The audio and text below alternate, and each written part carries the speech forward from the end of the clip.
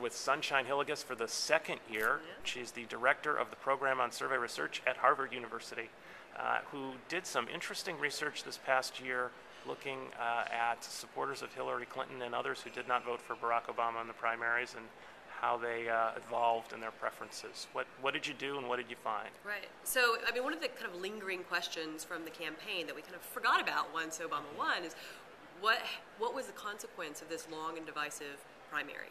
And it was in particular, this concern about middle-aged women really having sour grapes and not rallying behind Obama, the so-called Pumas, the right. party unity, my ass. And so the question is did they rally?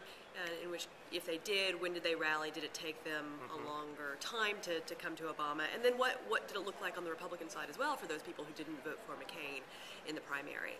And my co-authors and I, Mike Henderson, Trevor Thompson, and I, were able to really look at this question using some fabulous new data. It was a 10-wave panel, so we were asking the same people about their vote preferences and their attitudes and behaviors, both in the primary and the general election, so we could see how preferences evolved.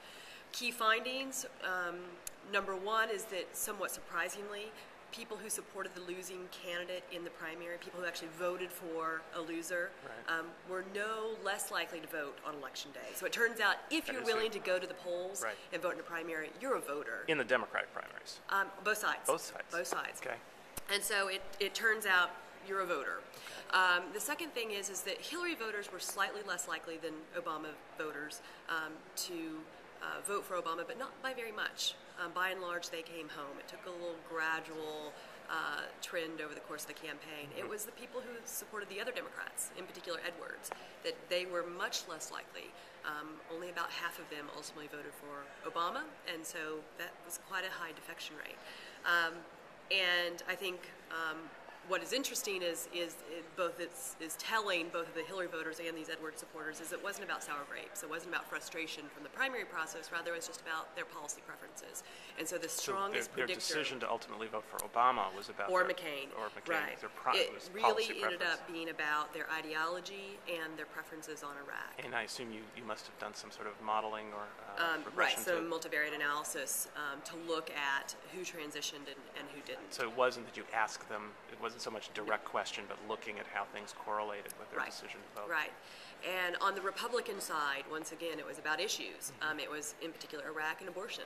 And so those people who didn't support McCain but were pro-choice were much more likely to defect to Obama on Election Day. Okay. The other, one last interesting point, is that on the Democratic side, that those people who lived in battleground states were more likely to go ahead and rally behind Obama, which is a fascinating kind of piece of evidence of perhaps campaign effects, right? That they were more likely to come home if they thought it mattered, and that was in those battleground states. Last question. There was an awful lot of media coverage, a lot of airtime, a lot of articles. I answered a lot of questions about the difficulty that Barack Obama was going to have with Hillary Clinton supporters. It seemed like it was a staple of the coverage at the convention. And that didn't pan out. Looking forward, I mean, what lessons should journalists have learned about that? Was that a reasonable place for them to go, or I mean, did you? And what I would say is not really. That there is, in fact, some connection between attitudes you develop in the primary and how you behave in the general election. Right. But in the end, the voters are quite instrumental, right? They look at the two candidates and say, who's going to be a better candidate for my preferences? And I think what I hear you saying is that primary voters are a different kind of voter than the, I think, larger or right. very significant number that only vote in the general election. Correct. Is that right?